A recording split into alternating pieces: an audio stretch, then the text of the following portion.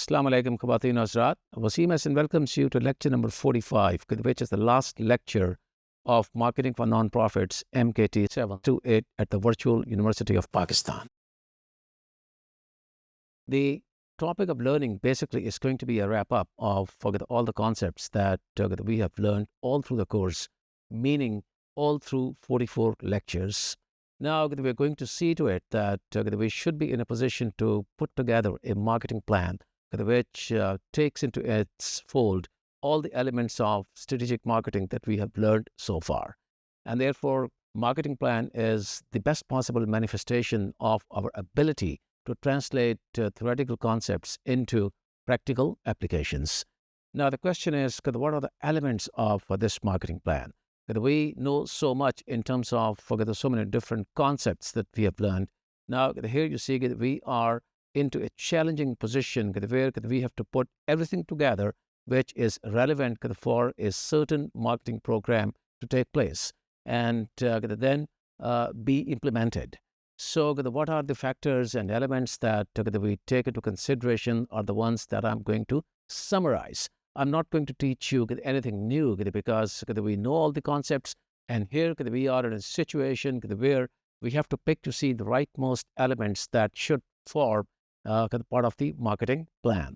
A strategic marketing plan in the context of nonprofits is not all that different from its commercial counterpart. We all are very familiar with a commercial marketing plan in which we talk about the product and how different programs are going to be put together in order to make the product successful. And by the same token, when we are dealing with a social program or any sort of the marketing program in relation to nonprofits, we have to keep our understanding pretty much on the same lines that we have developed for commercial products. However, there are going to be a few differences here and there that we have to bring into a documented plan of action, because once we document the marketing plan, we have definitely a better chance of holding all the plans together and then be in a position to be more successful than if we did not have the plan. Talking about different elements, let me tell you that the marketing plan starts with the executive summary, and that is the start of any plan, may that be a strategic marketing plan or an overall business plan. Executive summary is the one in which we talk about salient features of the plan. We certainly are planning to move forward with a certain purpose in mind, and we have a few very important and strategic formulations that we think are absolutely important to put together to be successful in implementing the plan. So we talk about those formulations, and then we talk about the costs that we are going to incur and the revenues that we're going to generate. That, as a matter of fact, is the bottom line of any marketing plan, because the program or the product or products that are going to be the subject of the marketing plan have to be sold, have to be highlighted, and then dispersed among the clients and our customers who are the desirous of that particular dispensation. So we have to talk about the costs and the revenues, because if we have a good product or a good program, we end up incurring lesser costs and generating a higher level of revenues. That is the crux of any business plan as well. And in the context of nonprofits, this is not to be misunderstood that we are not to get into a profitable situation. We certainly should try our best to get into a profitable situation depending upon our pricing strategies, and then keep those profits for the future programs, so that we can reduce our dependence on outside funding. So back to the executive summary, I would say that these are the kind of things that we should be talking about or writing as a document as the last element of the plan. The reason being that we have to take into consideration all other elements, and after we have put all those together, then we talk about the summary part of the plan. Because only after having dealt in detail with all the elements that are going to form the overall template of the plan, so to say, we come up with the executive summary. So that is point number one when you take a look at the plan. But when you prepare the plan, it should go as number one, of course, but as the last thing. So what is the starting point? The starting point is that we talk about the challenge. It goes without saying that we need to deal with a certain challenge from which we derive our purpose of existence.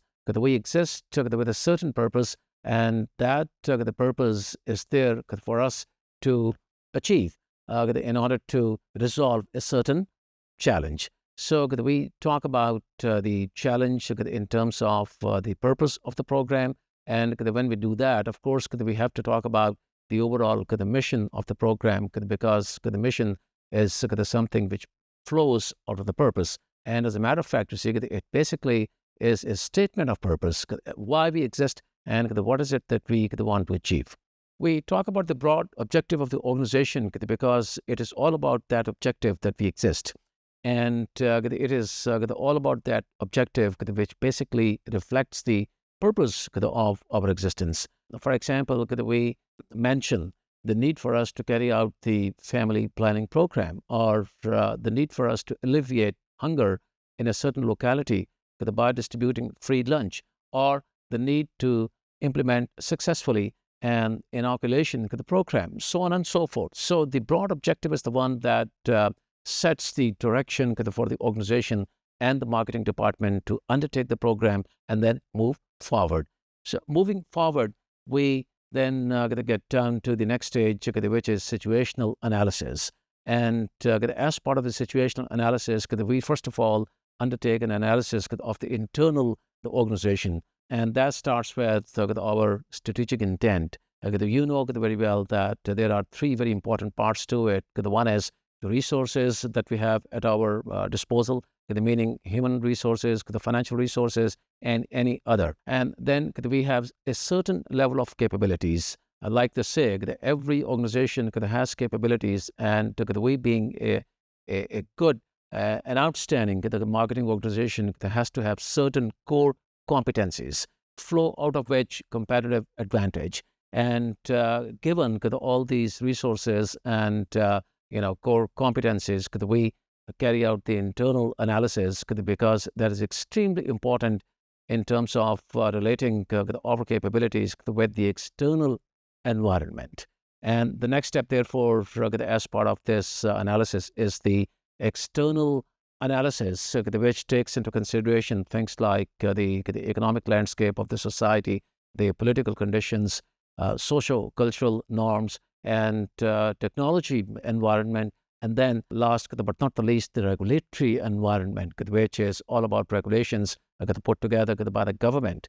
So in other words, we have to look at the implications or the possible impact of these external factors in terms of implementation of our program, and then see how do we really stack up against all these external factors when it comes to our ability to execute the marketing plan. Having done that, the next step is to get down to the jotting down all the objectives.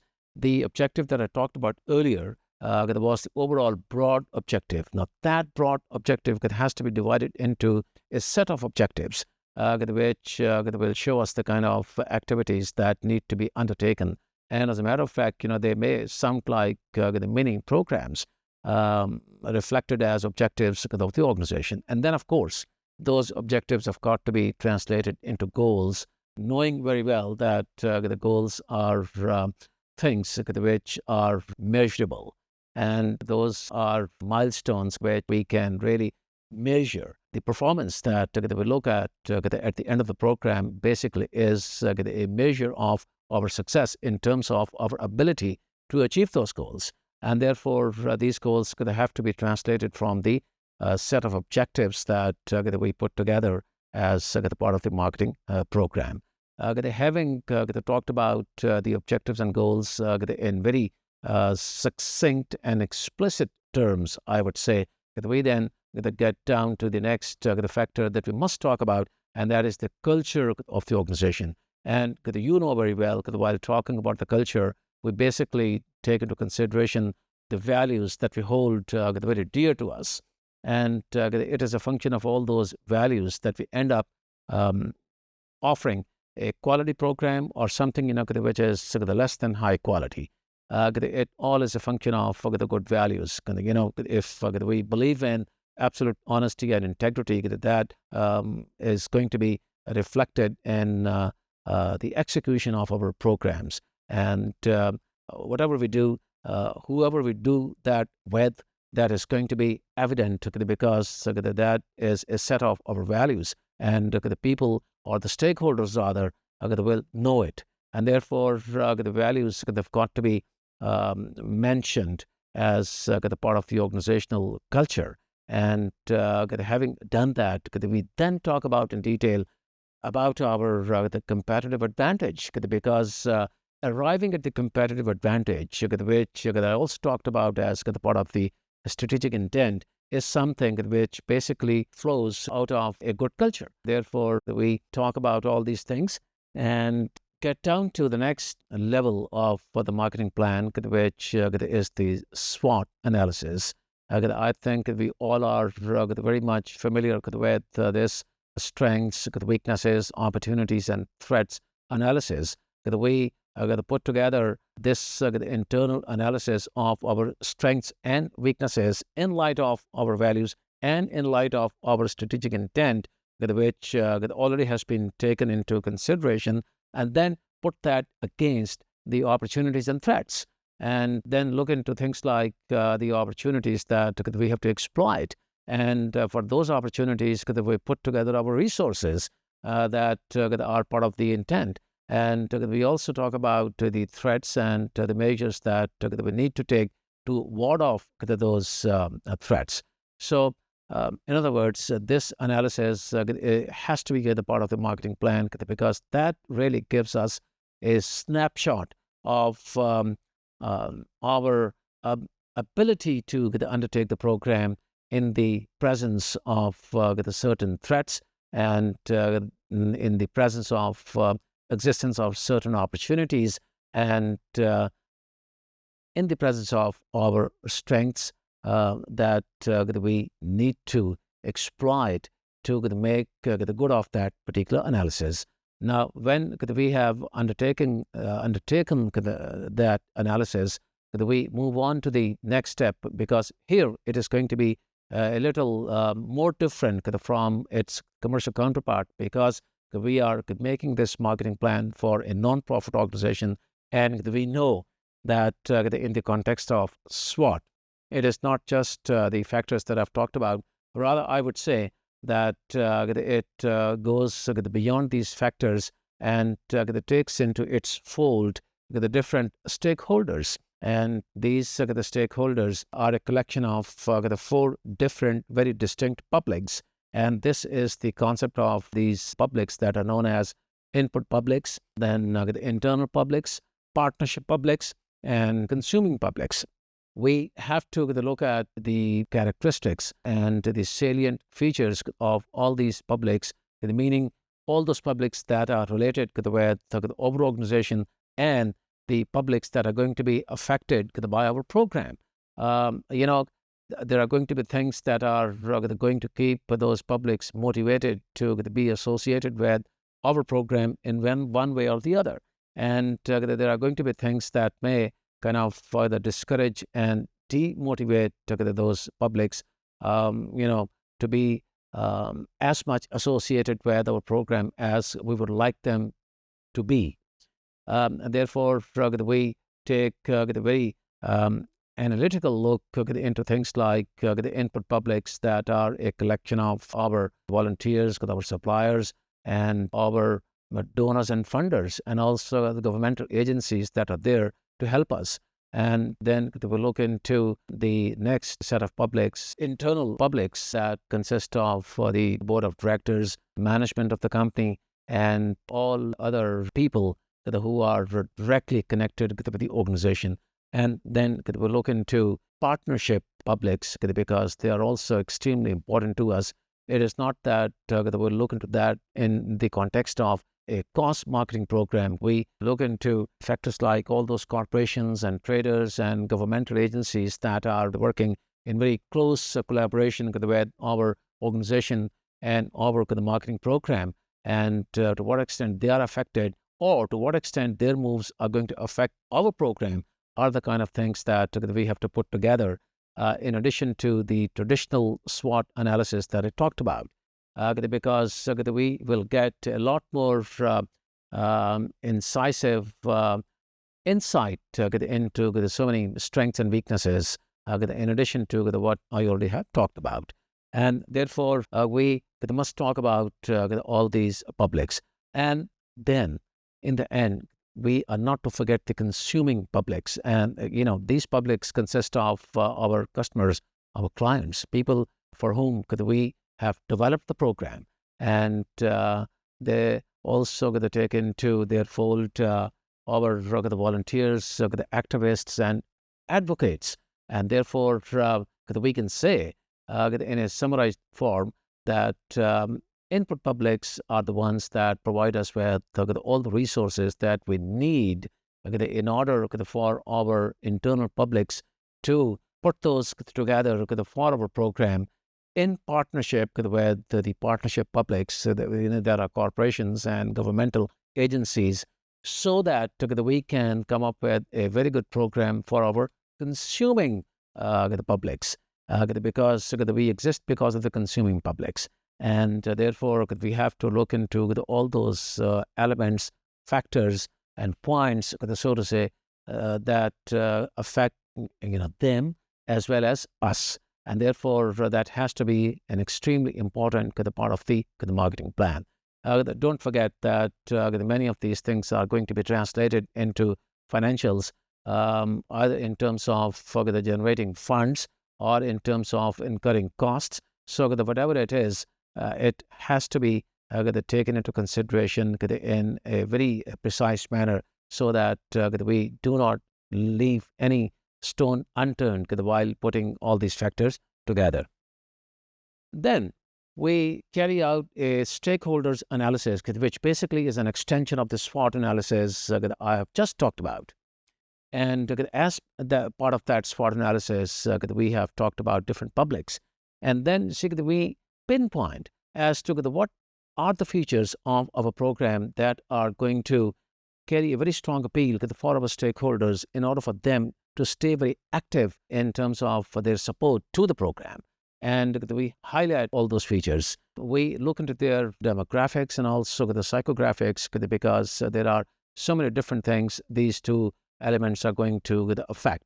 For example, if we can understand the measures known as demographics and psychographics, we have a very good way of looking into why people donate. And that takes us back to the motivating factors for our funders. So therefore, when you carry out a stakeholders analysis, you have to carry that out in terms of first looking into all those features of the product or the program that carry the most strongest appeal for the stakeholders. And then you have to look into their demographics and psychographics in order to ascertain what could be the best the possible segmentation exercise that you have to undertake as part of this marketing plan. And I'm going to get down to that the segmentation the part of the plan. But before that, let me say a few words about competitors, because we have been talking about, as part of the plan, our internal situation as part of the situational analysis, of which, of course, external environment also had come in. We nevertheless to talk about our competitors that happen to be a very important dimension of the marketing plan. We look into all those companies that may pose a competitive threat to our program, and we'll look into their strengths and weaknesses. We'll look into the overall the market demand, or the total industry, so to say, and then ascertain as to what kind of market shares those competitors have, if at all we have competitors, which in most of the situations we will have. And given the market shares that those competitors have, what are their backgrounds, and what are their competitive postures in terms of their resourcefulness. When we talk about our own strategic intent, we have to talk about their strengths and weaknesses also. And that can take the shape of, their intent. And then look into, the possible implications of their strengths and the weaknesses. We look into as to how the overall market demand will look like at the end of the plan period, and what is it that has to be done during the period so that we remain very relevant in terms of a strong brand, or in terms of a brand to be reckoned with. So in order to stay relevant and to keep our brand vitalized, we have to have certain plans and activities that we undertake in light of what our competition is doing, how the overall market is shaping up. So that is something that you talk about as part of the overall competitive analysis. Once you have undertaken the competitive analysis, then you get down to the portion that you may call collaborators analysis. Now here, particularly, I'm going to talk about the cause of the marketing exercise. Since we have learned all the dimensions of, all the fundamental dimensions of cost marketing, therefore we need to look at the possibility of getting into a cause marketing relationship with a commercial enterprise, and then look into the different the ways and means and tools, having at our disposal to move forward with those programs. So that we look into things like whether it is going to be a one-day event, or a program consisting of a repetitive exercise, or it is going to be tools like product sales, or the purchase plus licensing, and so on and so forth. All those tools of cost marketing that we have learned, that we have to consider in the context of our particular program, which one is the one that is relevant, and we talk about that. Of course, that we will translate all that into costs and additional revenues, and that makes it absolutely essential for us to look at all the dimensions of the cost marketing relationship. Even if it means bringing about a change in the organization structure, because it is going to be an added responsibility of the organization, we talk about that as the part of the marketing plan. And that, of course, will have its bearing on the human resources. So we talk about that particular development as well. So one thing, can lead to so many other strategic things or strategic moves, and all those moves have to be taken into consideration while you put down all the strategic elements together. So it is not something which is a standardized kind of a template, or the elements or the dimensions that I'm talking about. It is all those strategic things that are relevant to our program that we are putting together. After that, we get into the segmentation exercise. We know very well that we have to break the market down into different groups or different segments, because we know that not every group behaves like the other group. The people have the different demographics, and they have different psychographics.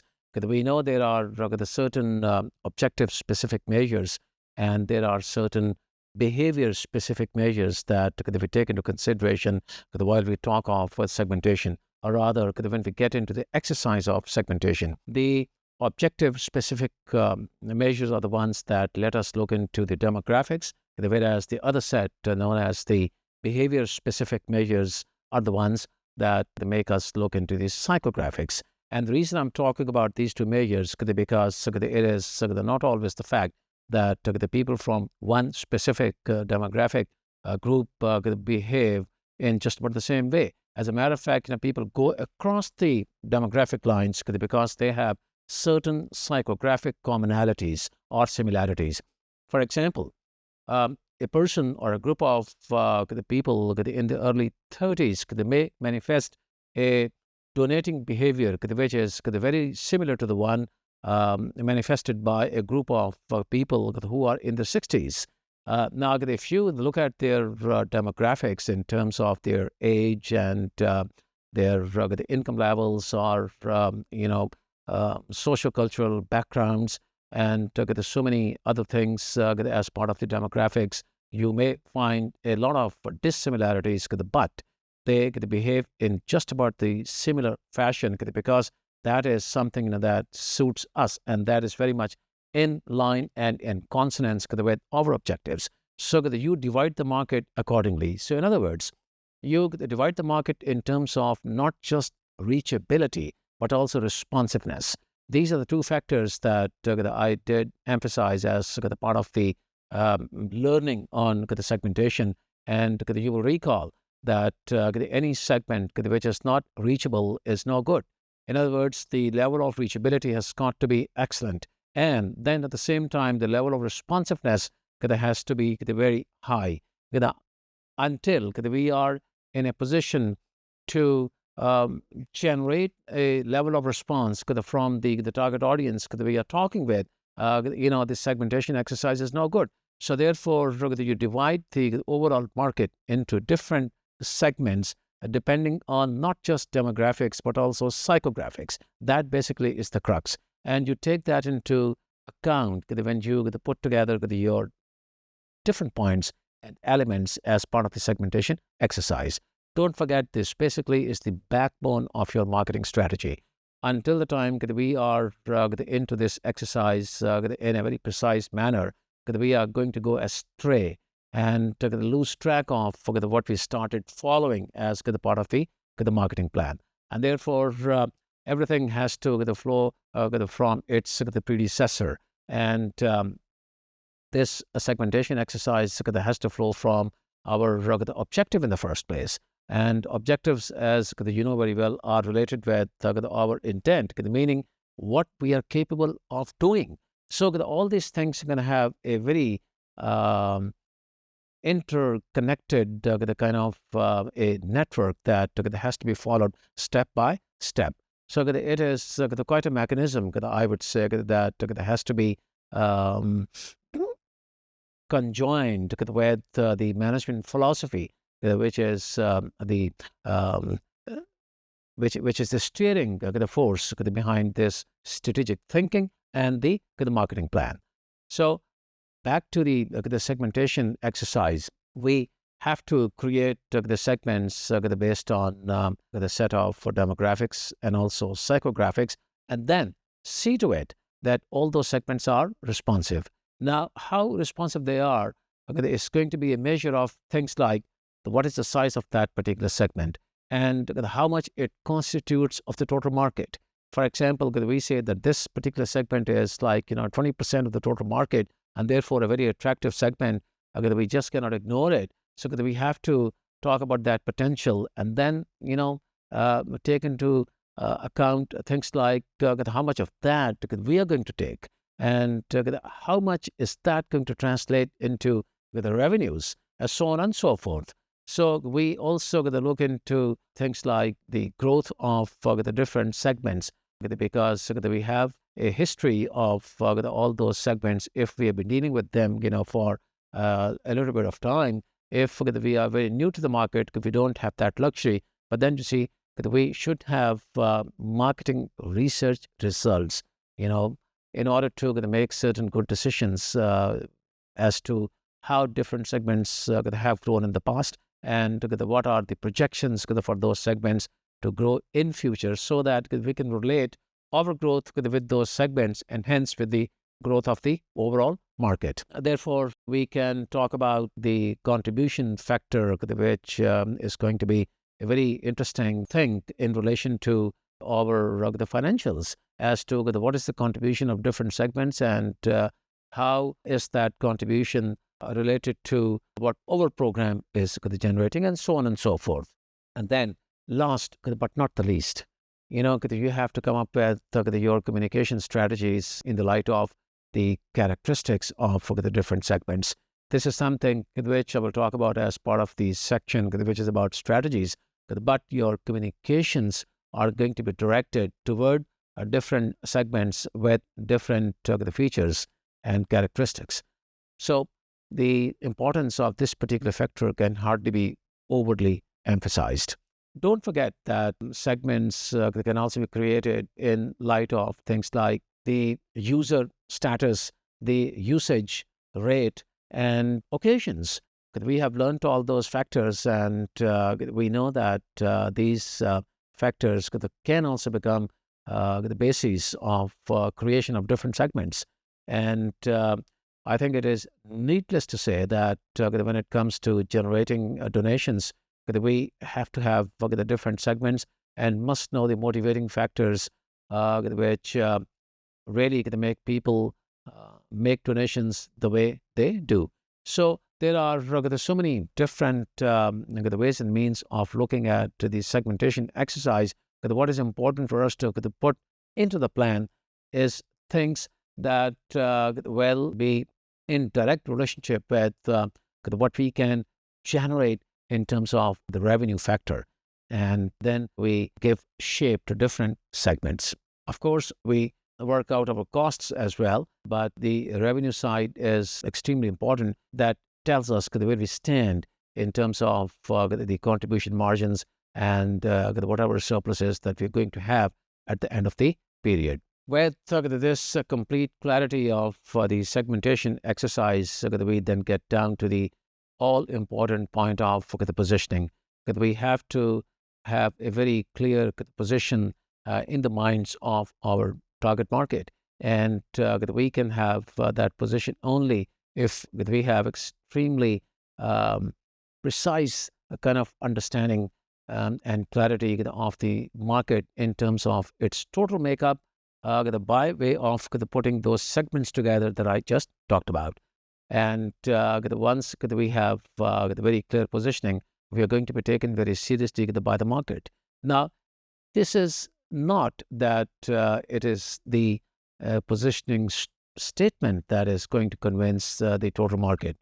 The positioning statement is going to do the trick when it comes to dealing with all those the stakeholders that are very close to the organization. For example, the board of directors, the volunteers, and funders, for example. But it is going to be your actions which are going to be translated as a program that really automatically rather position you in the minds of your targets. And that is a position that you desire created in their minds. And if you have occupied that position, you are successful. And once you have occupied that position, what's going to happen then? What is going to happen then is everyone is going to take you more seriously than before, because they know this is a company that moves in a very organized manner. This is a company that really has the ability and the capability of using funds more appropriately than another company, for example. And this is a company that really has a great chance of implementing the overall program for which they are associating all of us with the program. In case of your customers and your clients, they are going to create the word of mouth the effect, and that is going to generate the ripple all across the market, thereby giving you a strength that you need in order to have a very high level of the brand equity. Again, the people have to associate your program with them, whatever the program is, because they think there is something good about this program.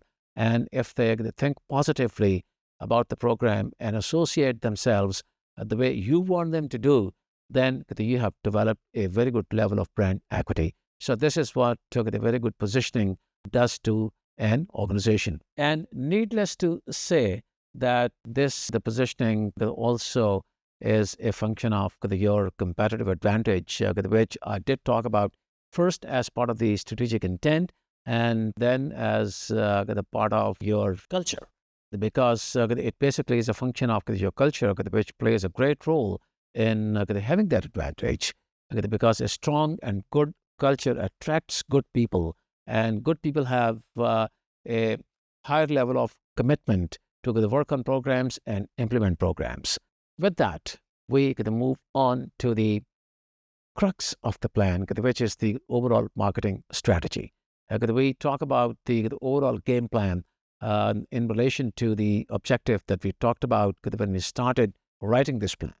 And we talk about so many the different strategies. But before talking about those different strategies, there has to be a general kind of a strategy which is broad in nature, but which tells the reader and also yourselves the right direction that you have to take. Actually, it is an embodiment of for the famous 4 Ps.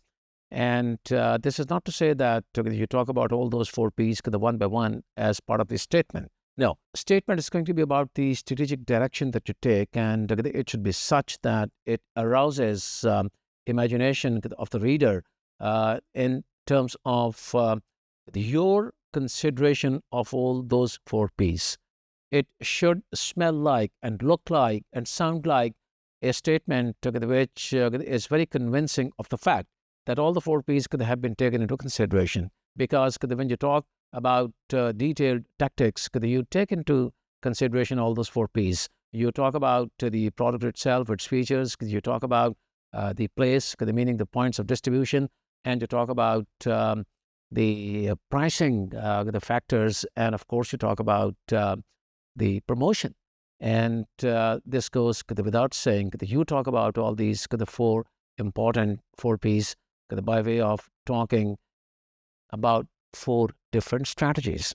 Don't you agree with me that you have to have a pricing strategy, you have to have a product strategy, as a matter of fact, to begin with, and then you have to have a strategy for the place, meaning distribution, and a strategy for promotion, meaning communications.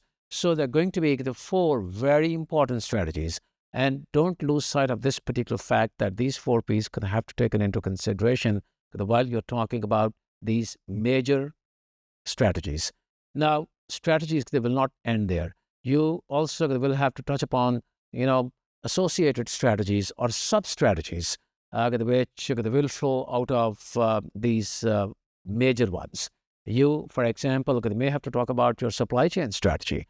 And you may also have to talk about your the human resources strategy. You may have to talk about your packaging the strategy as part of the overall product if you're dealing with something which is tangible. So, and you, of course, to talk about these factors even when you are, following a social program, the features of which have been talked about in detail as the part of lectures on the social marketing. So my point here is it is going to be a set of strategies that have to be thought about in a very systematic manner, and then propounded in a way that they sound very much related to each other. There should be no disconnect between and among different strategies. That's the point that I want to make here. When you do that, it shows yourself and also any readers that the organization has taken a very considered strategic approach toward the game plan. And that is something which is not just to show, it is something that really pays in the long run, because a very well documented marketing plan is the one that ensures more probably your success in the marketplace. Once that we have all these strategies, I think it is just about the time to get into the budgeting exercise. And this is where we start taking into consideration, into account the different the cost factors and our revenues. We come up with a complete set of the financial statements, starting with the profit and loss account, the cash flow statement, and of course the balance sheet, and so on and so forth. And then of course the details. And with the help of our costs and the revenues that we are going to generate, we shall know where we really stand. So this is the bottom line that you're going to get as the part of the overall marketing plan, meaning the financials. And these the financial statements, of course, have as part of the background, all the strategic thinking that you have done and put together as part of the marketing plan template. You have given meat to the skeleton, so to say, and you have given the meat in such a way that you get the results which you have in the form of your profit and loss account and then the projected balance sheet. Now, the exercise doesn't end here. In a way, you see, this is the you know uh, final understanding of the concepts of the marketing in the context of nonprofits, that we should be in a position to come up with something that is based on practicalities and not just theoretical understanding, rather a translation of theoretical concepts into the practical steps that we need to take as part of the game plan. The reason it doesn't end here is that we need to keep track of what we are doing after we have put the plan together, because then we get into the execution stage. And the fact of the matter is that this is another component of learning, but it is a very concise kind of a component here in this lecture, because we need to understand that all the steps that we are going to execute are to be evaluated and monitored. Until the time that we do those things, there is no guarantee or assurance that all that we have planned is going to go the way we have planned. So we have to make sure that we remain on track. We do not go off track. In order to make sure that we stay there as we have planned, we get into two different strategic areas. The one is that we get into what we call strategic controls, and the other is what we call program controls. Now, these are the two kinds of controls that have to be understood as a concept, because only then we're going to be good evaluators and good monitors. We have to, control our own moves until it becomes too late, because then, you see, you cannot correct things, and what you may have planned in a beautiful manner may go off the track only because you did not follow in terms of evaluating the execution steps that you took as part of your execution. As simple as that. The strategic controls are rather difficult, I would say, because they basically deal with the external environment. Now, that is something which you cannot really control. That is something, which you may influence, by way of your existence, because you happen to be a very important player as part of the market. Maybe you are the lead player and you are the trend setter. So in that particular respect, you see that you can affect the market, you see, and the trends that others also follow. But there are so many things, that affect you. And this is precisely where, again, you see the concept of external analysis that comes in. So we have to be continuously on the watch when it comes to dealing with these external factors.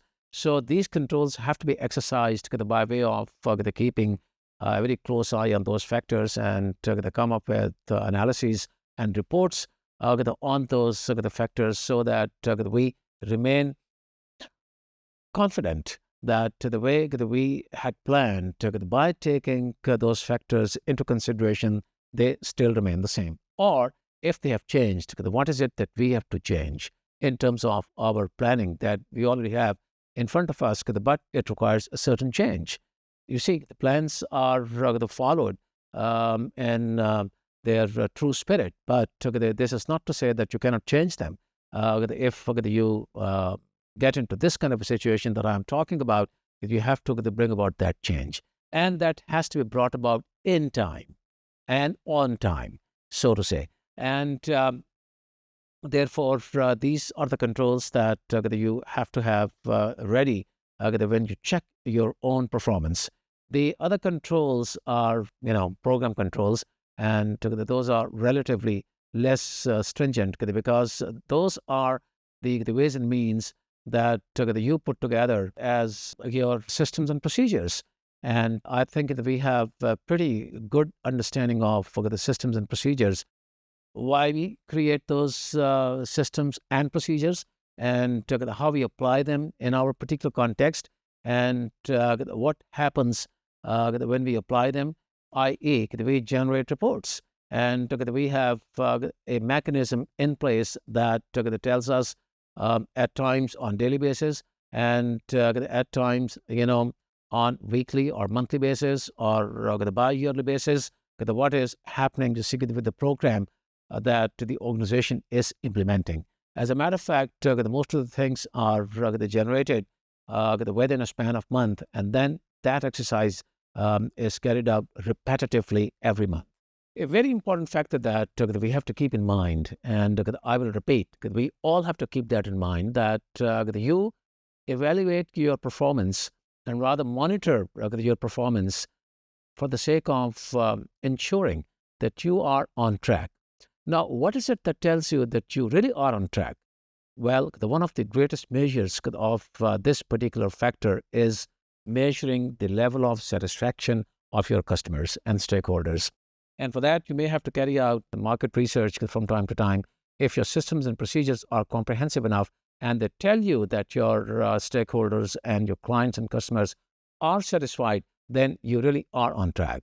And those reports that you generate on daily basis and then discuss to see on monthly basis are the ones that really should be able to tell you where you stand in terms of the customer satisfaction. If you have the satisfied stakeholders, you have succeeded in your marketing plan. And that is all I have to say about the marketing plan and the factors of evaluation and monitoring.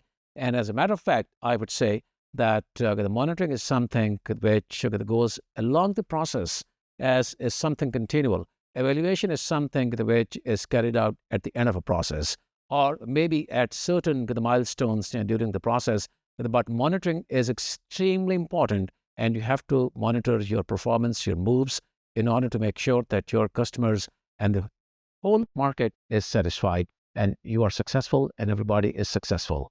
Thank you very much.